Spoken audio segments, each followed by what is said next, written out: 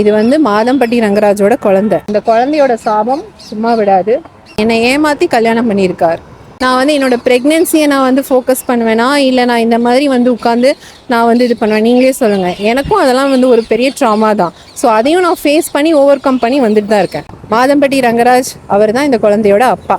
அதுக்காக தான் நான் வந்து இந்த போஸ்ட்லாம் போடுறேன். மற்றபடி அவருக்கும் எனக்கும் வந்து நான் அவரை பழி வாங்கணும் அதெல்லாம் என்னோட இன்டென்ஷன் கிடையாது. அவரை என்னை கல்யாணம் பண்ணிக்கிட்டாரு. கல்யாணம் பண்ணி 2 years ஆகுது. இப்போ குழந்தை இருக்குது. நான் 7.5 months ப்ரெக்னெண்ட்டாக இருக்கேன். நீங்கள் என்னன்னா என்ன மட்டுமே எல்லாமே கேள்வி கேட்குறீங்க. என்னோட குழந்தைக்கு த்ரெட்டன் வர மாதிரி நான் கேள்விப்பட்டேன். பட் அதுக்கான ப்ரொடெக்ஷனை வந்து கண்டிப்பாக வந்து அஃபிஷியலாக எடுப்பாங்க. நான் வெளியே வந்தோன்னா என்னை வந்து அத்தனை மீடியா சரௌண்ட் பண்ணுறீங்க, கேள்வி கேட்குறீங்க.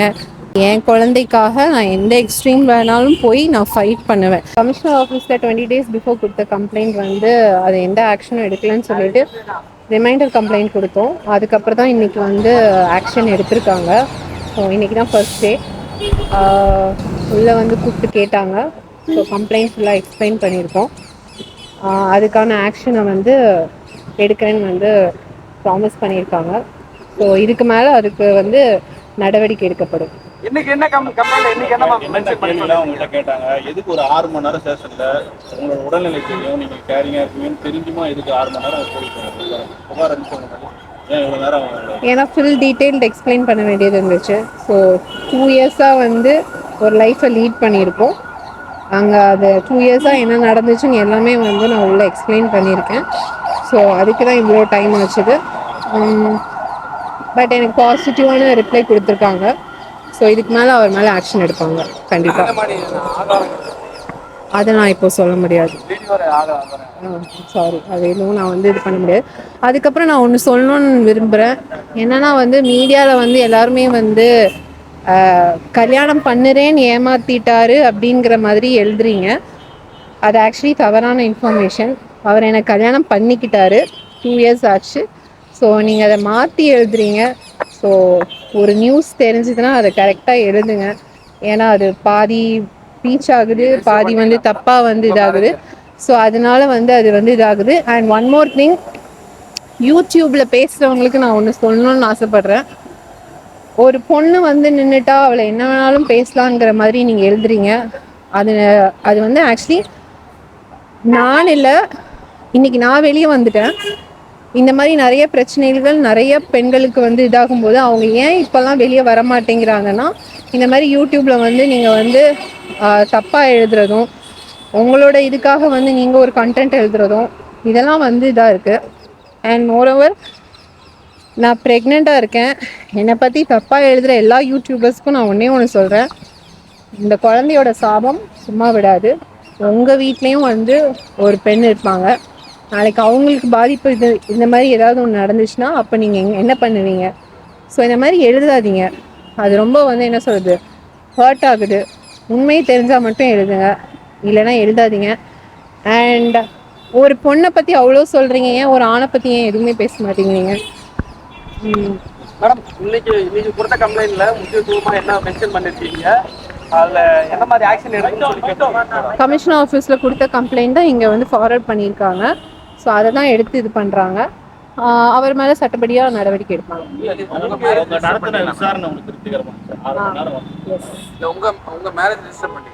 இல்லை, அது எப்படி மேடம் சரியா இருக்கு? முதல்ல ஒரு மேரேஜ் நீங்க என்னன்னா என்ன மட்டுமே எல்லாமே கேள்வி கேட்குறீங்க. இல்ல, இவர் இப்போ வந்து இப்போ என் ஹஸ்பண்ட் மாதம்பட்டி ரங்கராஜ் நிறைய ஈவெண்ட்ஸ்க்கு போறாரு. நேற்று கூட ஈவெண்ட்ல இருந்தாரு, சென்னையில தான் இருக்காரு. ஏன் அவரை எந்த மீடியாவும் ரீச் பண்ண மாட்டேங்கிறீங்க? எந்த மீடியாவும் வந்து அவரை வந்து எக்ஸ்போஸ் பண்ண மாட்டேங்கிறீங்க? நான் வெளியே வந்தோன்னா என்னை வந்து அத்தனை மீடியா சரௌண்ட் பண்றீங்க, கேள்வி கேட்குறீங்க. பட் ஏன் அவரை வந்து தப்பு பண்றவங்க வந்து இதுவா சுத்துறாங்க? ஆனால் அதனால பாதிக்கப்பட்ட பெண்ணு தானே அதுக்கு ஆன்சரபிளாக இருக்கு. இப்போ வெளியே எழுதுறதும் அப்படி தானே எழுதுறாங்க. அதுதான் நான் தெளிவாக சொல்லிட்டேன். என்னை ஏமாற்றி கல்யாணம் பண்ணியிருக்கார்.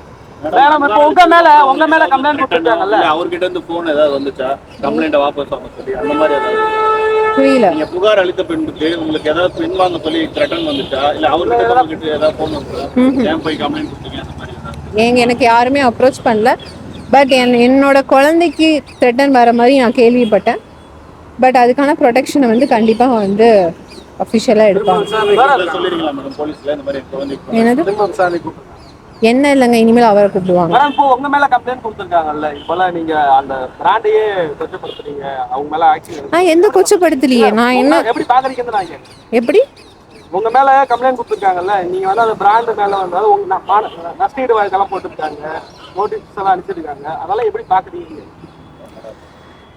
நான் வந்து இப்போவும் ஸ்ட்ராங்காக தான் எல்லாத்தையும் ஃபேஸ் பண்ணிகிட்டு இருக்கேன். நான் ஒன்று சொன்னேன், அப்போவும் சொன்னதான் இப்போவும் சொல்வேன், என் குழந்தைக்காக நான் எந்த எக்ஸ்ட்ரீம் வேணாலும் போய் நான் ஃபைட் பண்ணுவேன். இது வந்து மாதம்பட்டி ரங்கராஜோட குழந்தை.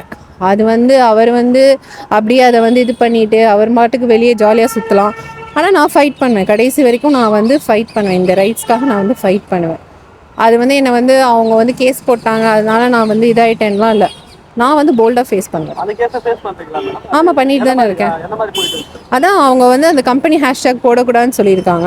ஸோ அதுக்காக நான் ஃபைட் பண்ணுறேன். தொடர்ந்து போடுவேன்லாம் நான் சொல்லலை. மாதம்பட்டி ரங்கராஜ் அவர் தான் இந்த குழந்தையோட அப்பா. அதுக்காக தான் நான் வந்து இந்த போஸ்ட்லாம் போடுறேன். மற்றபடி அவருக்கும் எனக்கும் வந்து நான் அவரை பழி வாங்கணும் அதெல்லாம் என்னோட இன்டென்ஷன் கிடையாது. அவரை என்னை கல்யாணம் பண்ணிக்கிட்டாரு. கல்யாணம் பண்ணி 2 years ஆகுது. இப்போ குழந்தை இருக்குது. நான் 7.5 months ப்ரெக்னெண்ட்டாக இருக்கேன். இந்த குழந்தை இப்போ நான் வந்து இந்த சூழ்நிலையிலும் நான் வந்து என்னோட ப்ரெக்னென்சியை நான் வந்து ஃபோக்கஸ் பண்ணுவேனா, இல்லை நான் இந்த மாதிரி வந்து உட்காந்து நான் வந்து இது பண்ணுவேன்? நீங்களே சொல்லுங்கள். எனக்கும் அதெல்லாம் வந்து ஒரு பெரிய ட்ராமா தான். ஸோ அதையும் நான் ஃபேஸ் பண்ணி ஓவர் கம் பண்ணி வந்துட்டு தான் இருக்கேன்.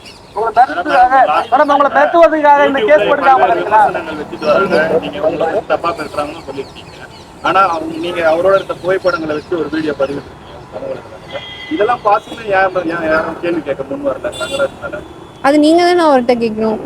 எதனால அவங்க மேல விமர்சனம் பண்ண மாட்டாங்க, கேட்க மாட்டாங்க? நீங்க எல்லா ஆதாரத்தையும் ஜென்ரலாவே வந்து ஒரு பொண்ணு வந்து தான் எல்லாரும் கேள்வி கேட்பாங்க. நான் இல்லை, எப்பவுமே பாதிக்கப்பட்ட பொண்ணு தான் வந்து அவங்க வந்து ப்ளேம் பண்றாங்க. ஸோ நீங்க கேளுங்க, அவர் வெளியே வருவார், ஈவெண்ட்ஸ்ல தான் இருக்காரு. ஏன்னா நான் தான் கம்ப்ளைண்ட் கொடுத்தேன். ஸோ ஃபர்ஸ்ட் என்கிட்ட தான் அவங்க என்ன சைட்ல என்ன நடந்துச்சுன்னு கேட்பாங்க. அடுத்து இப்போ வந்து மாதம்பட்டி ரங்கராஜை கூப்பிட்டு விசாரிப்பாங்க. ஆமா, கண்டிப்பா எஃப்ஐஆர் போடுவாங்க. ஏன்னா இன்னைக்கு தான் நான் கொடுத்துருக்கேன். என்னோட சைட்ல இருந்து என்கொயரி நடந்திருக்கு. ஸோ கண்டிப்பா அவர் மேல எஃப்ஐஆர் போடுவாங்க. 2மே கொடுத்துருக்கேன். Thank you ma'am. Thanks for your support.